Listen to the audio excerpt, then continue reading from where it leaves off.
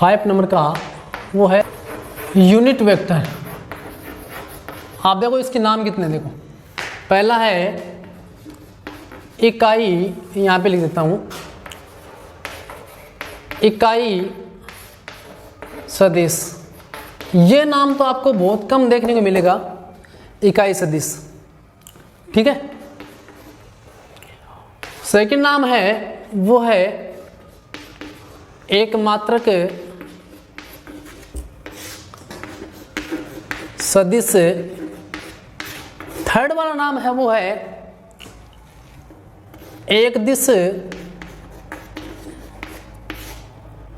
सदिश, या एक नाम एक और है इसका, उसका नाम है रैखिक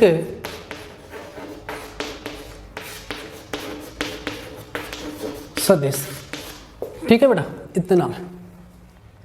तो पहले वाला है इकाई सदिश, एकमात्रक और एकदिश। और आपकी जो बुक्स है उसमें बुक है आरबीएससी की या एनसीईआरटी कुछ भी है, एनसीईआरटी में तो ये वर्ड ज़्यादा है, इकाई सदिश। अब एक आरबीएससी है उसमें एकमात्रक और एक सदिश, एक दिश या एक सदिश भी बोल सकते हैं इसको ना, एक सदिश वेक्टर। ये नाम दोनों आपको देखने को ज़्यादा वहाँ पे मिलेंगे। नाम से आपको पता चल रहा है इकाई सदिश। भाई सदिश तो है, सदिश के प्रकार में आ रही है, सदिश तो है, कितना है इकाई, इसका मतलब इकाई एक होगा। सदिश में दो ही चीज तो देखी थी मैंने, दिशा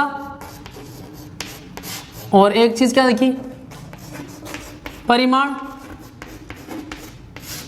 भाई परिमाण और दिशा दो चीज देखिए। एक दिश मतलब दिशा तो है, इकाई सदिश दिशा तो है, लेकिन कितनी है इकाई सदिश, एक मात्रक, एक इकाई, एक रैखिक, एक। इसका मतलब परिमाण कितना होगा बेटा, एक होगा।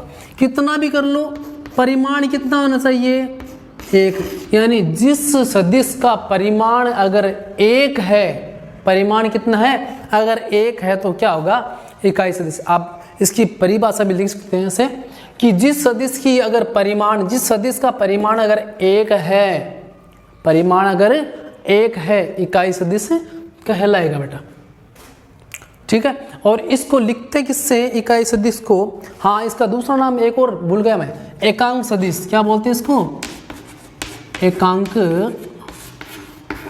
सदिश।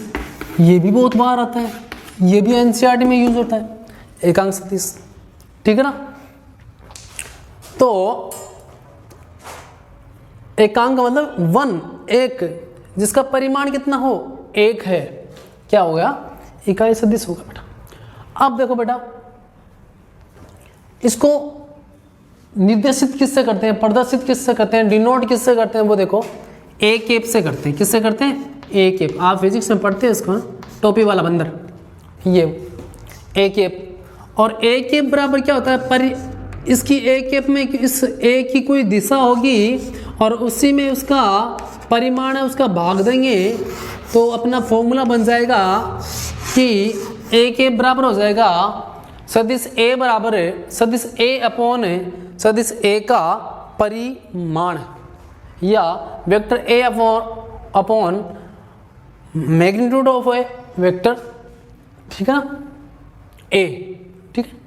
ये इसका फॉर्मूला बन जाएगा। ये चीज़ आपको आगे मैं इसका ए वेक्टर कैसे, ए तो आपको देगा कुछ ना कुछ, अपन को ये कैसे निकालना है, ये तो अपन को कुछ ना कुछ देगा, और ए का वेक्टर का परिमाण अपन को कैसे निकालना है वो अपन अभी देखेंगे। देखिए, तो उसके बाद प्रकार की बात हो गई, एक दो और बचे हैं, रैखिक बचा है, अनलाइक और लाइक वाले वेक्टर बचे हैं जो आपके काम के है नहीं। अब बात करते हैं, इनके बाद बड़ी चीज़ है, उसका नाम है पोजीशन वेक्टर। गजब चीज़, बहुत गजब चीज़ है। देखो नाम आता है पोजीशन वेक्टर, यानी स्थिति।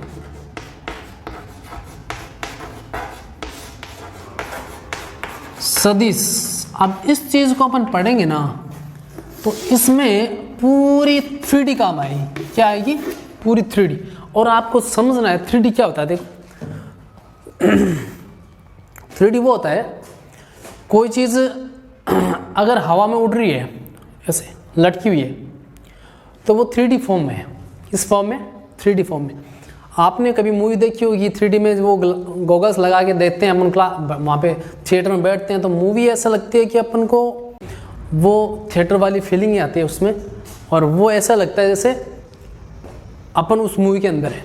3D में 3D का मतलब ये होगा कि कोई चीज़ अगर बाहर निकली हुई दिखती है अपन को, ठीक है ना, जैसे ये बोर्ड की बात कर रहा हूँ, ये बोर्ड अगर ये तो प्लेन है एकदम, यहाँ पे इसकी बात करूँ तो एकदम प्लेन है, लेकिन इस प्लेन की बात करता हूँ, इसके बाहर ये निकला हुआ है, बाहर ये बाहर निकला हुआ है, ये किस फॉर्म में आ गया?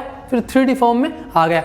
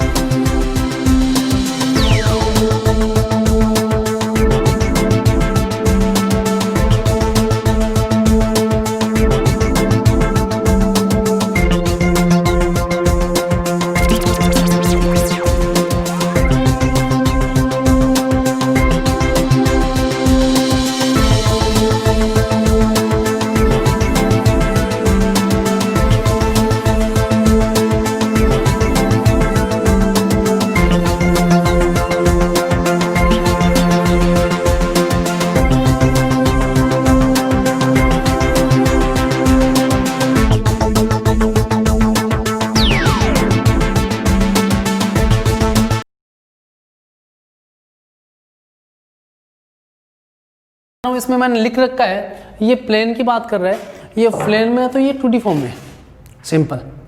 अगर ये बाहर निकला होता है, ये चौक मैंने चिपका दी यहाँ पे, है ना, तो ये चौक है, ये चौक बाहर निकली हुई है, ये किस फॉर्म में? 3D फॉर्म में। अब इसकी बात करें हम स्थिति विधि, स्थिति सदिश की बात करें। अब सदिश है, उसकी स्थिति लेते हैं अपन, पोजीशन लेते हैं कोई न कोई, तो पोजीशन लेते हैं अपन, किस में लेंगे?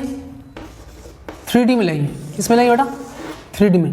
और 3D में पोजीशन लेंगे तो 3D का जो अपना समतल है, प्लेन है, वो ऐसा होता है बेटा। होता है कि नहीं होता है? नहीं होता तो सीख लो। अगर 2D की बात करूंगा तो 2D का प्लेन अपना ऐसा होता है कि नहीं होता है? 2D का मतलब ये हो गया, इसमें ये x आ गया, ये y आ गया, तो इसके निर्देशांक क्या बन गए? x और y। 2D हो गई। इसकी बात करूंगा तो ये हो गया x हो गया, ये y एक्सिस हो गया, ये z हो गया, तो इसके निर्देशांक क्या हो जाएंगे? फिर x y z होंगे। भाई इसमें तो x y है, ये माइनस का y हो जाएगा, ये माइनस का x हो जाएगा, तो बात तो निर्देशांक तो दो ही बनेंगे ना, 2D में बनेंगे। तो 2D प्लेन तो ये है, 3D प्लेन की बात आती है तब ये बनेगा। और 11th क्लास में आपने ये चीज़ें अच्छे से देख ली भी होगी, ठीक है।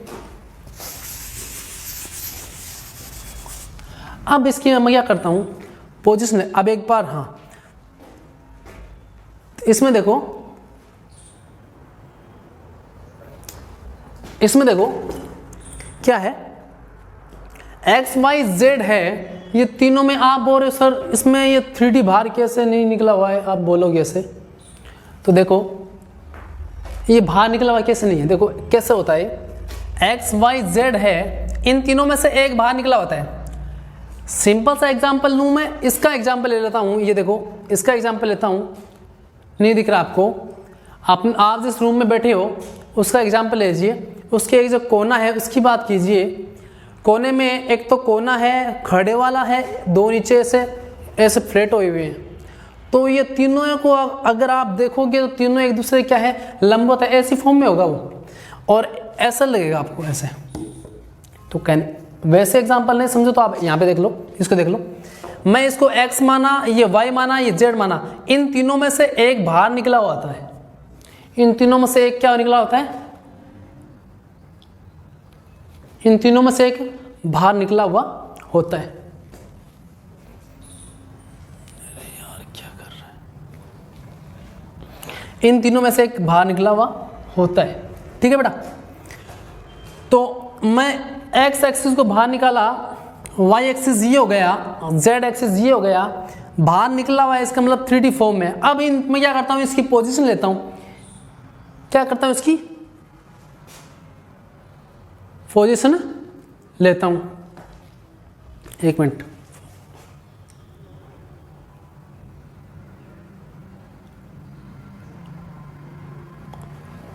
पोजीशन लेता हूँ मेरा। अब देखो फोन आ रहा था, एक मिनट रुको।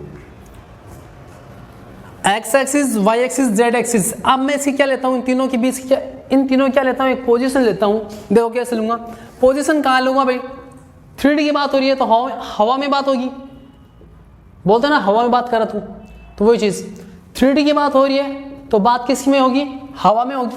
तो इन तीनों के बीच में पोजीशन लेता हूँ, ये x axis, y axis, z axis, position में बीच में लूंगा ऐसे हवा में लटकते हुए ऐसे। तो पोजीशन यहाँ पे लूंगा, इसका मतलब मैं ऐसे मान लो ये पोजीशन ली मैंने, और पी पोजीशन मैंने मान ला एक्स वाई एंड जेड, इसके कोऑर्डिनेट क्या हो जाएंगे, इसके निर्देशांक क्या हो जाएंगे, एक्स वाई जेड होंगे। भाई 2D की बात की एक्स और वाई हो गए, इसकी बात करूंगा तो एक्स वाई और जेड तीनों इसके क्या हो गए, निर्देशांक हो गए। तो मैं इसके पी माना एक्स वाई एंड जेड हो गया। समझ में बात, एक्स वाई और जेड हुआ। अब देखो इसकी मैं पहले बनाता हूँ इसमें दो चीजें, वो चीज है सदिश की बात हो रही है तो पहली चीज तो क्या आएगी, दिशा आएगी, दूसरी चीज क्या आएगी, परिमाण आएगा बेटा। वो दोनों निकालता हूँ। ये इसका ओरिजिन पॉइंट है, मूल बिंदु है 0 0 0। ठीक है बेटा, मैं क्या करता हूँ, सबसे पहले इसकी दिशा लिखता हूँ। दिशा जो पोजीशन स्थिति सदिश है अपन ने ये लिया है, इसकी दिशा O से P की तरफ जा रही है, तो दिशा ये हो गई ना इसकी, ऐसे जा रही है, दिशा क्या हो गई, ये हो गई, दिशा हो गई OP सदिश, यानी इसकी दिशा हो गई OP सदिश हो गई, हुई कि नहीं, दिशा तो अपने पास आ गई भाई। अब दिशा आई है, दिशा को अपन पूरा निकालेंगे कि क्या है दिशा। मैं क्या करता हूँ, इसका इकाई सदिश लेता हूँ आई कैप, इसका इकाई सदिश लेता हूँ जे कैप, इसका इकाई सदिश लेता हूँ कैप। अब चीज़ मिक्स होने लगी है, अब सारी चीज़ें मिक्स होने लग गई है, ध्यान रखना। पूरे जो प्रकार है इकाई सदिश वो सारी मिक्स होगी इसमें, और काम यही आएगी सदा। इस पर क्वेश्चन भी बहुत, हाँ एग्जाम में 1 नंबर का क्वेश्चन आएगा, इससे याद रखना बात। हाँ तो इकाई सदिश ले आई कैप, जे कैप और के कैप ले ली। हाँ एक बात और याद रखना, इसको ओपी जो स्थिति सदिश लेते हैं इसको आर से भी डिनोट करते हैं। किससे डिनोट करते हैं, आर से। इसको आर वेक्टर से भी डिनोट करते हैं। आपकी बुक्स में दे रखा है, एनसीईआरटी में दे रखा है, बढ़िया चीज़ है। आर वेक्टर से डिनोट भी करते हैं, है ना, इसको आर वेक्टर भी लिख सकते हैं। ठीक है, अब बात करते हैं इसकी दिशा निकालो, पूरी दिशा कैसे निकालूं, कि भाई यहाँ से लेके यहाँ तक की बीच की दूरी निकाल लूँ। क्या निकाल लूँ, दूरी निकालने का सूत्र आपको आता है, √x2 - x1 का होल स्क्वायर, y2 - y1 का होल स्क्वायर, z2 - z1 का होल स्क्वायर। होता कि नहीं होता है, लेकिन अपन को पहले इसकी सिर्फ दिशा निकालनी है। वो तो क्या हो गया, इसका मैग्नीट्यूड हो गया, लंबाई होगी पूरी। वो तो क्या हो गया, इसका परिमाण हो गया। लंबाई निकालनी नहीं निकालनी, अपन को क्या निकालना है, पहले इसकी दिशा निकालनी। दिशा निकालने के लिए x के साथ क्या आ रहा है, आई कैप, तो x आई कैप हो गई भाई, x के साथ आई कैप आ रहा है, आई कैप हो गई, प्लस के y के साथ क्या आ रहा है, जे कैप, तो y जे कैप हो गई, प्लस z के साथ क्या आ रहा है, के कैप, तो z के कैप।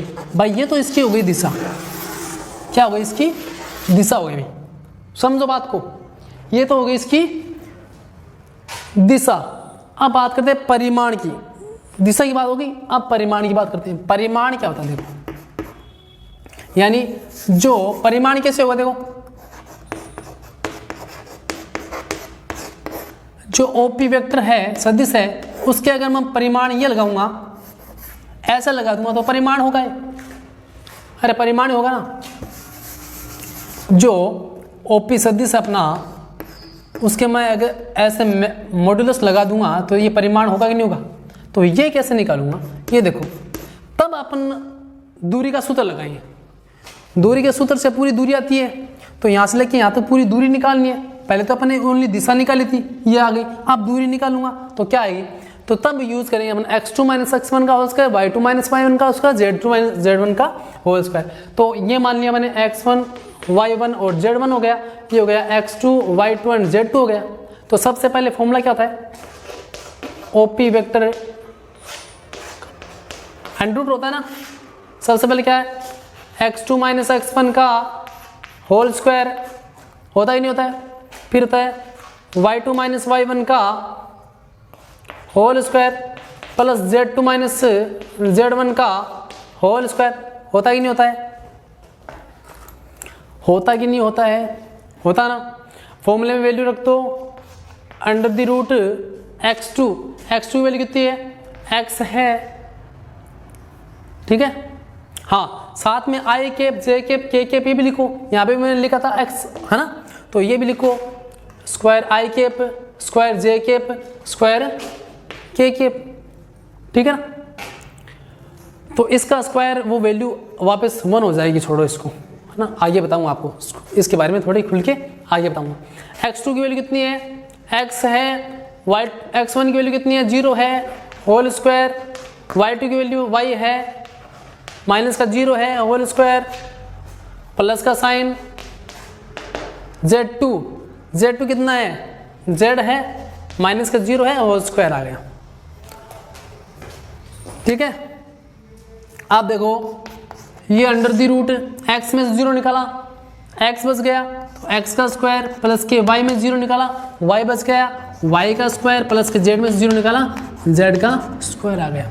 तो अपने पास फॉर्म इसका मैग्नीट्यूड क्या आ गया, के पे यहाँ पे लिखो, x का स्क्वायर प्लस के y का स्क्वायर प्लस के z का स्क्वायर। तो कहने का मतलब समझ में आई बात आपको। एक बात समझे इससे, एक बात ये समझे इससे कि जो i कैप के जो गुणांक में है उसका स्क्वायर करना है, j कैप के जो गुणांक में है उसका स्क्वायर करना है, k के गुणांक में है उसका स्क्वायर करना है। आपको दूरी वाला सूत्र यूज नहीं करना है, वहाँ पे क्वेश्चन को सोल्व करोगे दूरी वाला जो सूत्र है उसको आप यूज नहीं करोगे, आप सीधा निकालोगे।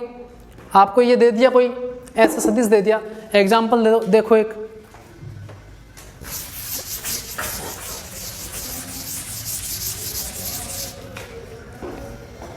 एग्जाम्पल देखिए कि भाई आपको कोई सदिश A दे दिया, 3i कैप 4j कैप 7 चलो 1 k कैप दे दिया, ठीक है ना, ये दे दिया। तब आप क्या करोगे, इसका ये तो आपकी दिशा हो गई, सीधी बात है, ये तो दिशा हो गई, वेक्टर लग गया, दिशा हो गई, ठीक है ना। अब बात करते हैं इसका परिमाण। परिमाण का मतलब क्या होता है, अगर मैं एक वेक्टर का अगर मॉड्यूलस लगा देता हूं तो परिमाण हो जाता है। अंडर रूट लगा के क्या करूंगा, सबसे पहले x का स्क्वायर, y का स्क्वायर, z का स्क्वायर। x की वैल्यू कितनी है, 3 का स्क्वायर, y की वैल्यू कितनी है, 4 का स्क्वायर, z की वैल्यू कितनी है, 1 का स्क्वायर। देखो बेटा 9 प्लस के 16 प्लस के 1 कितने हो गए बेटा, जितने हो जाएंगे, कितने हो गए 26, तो 26 हो जाएंगे बेटा, ठीक है ना। हेलो ऐसे। तो आज के लिए अपनी क्लासेस में इतना काफ़ी है।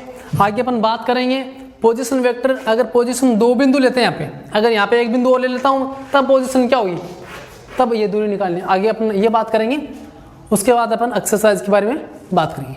आज के लिए इतना काफ़ी है। ओके, धन्यवाद, थैंक यू।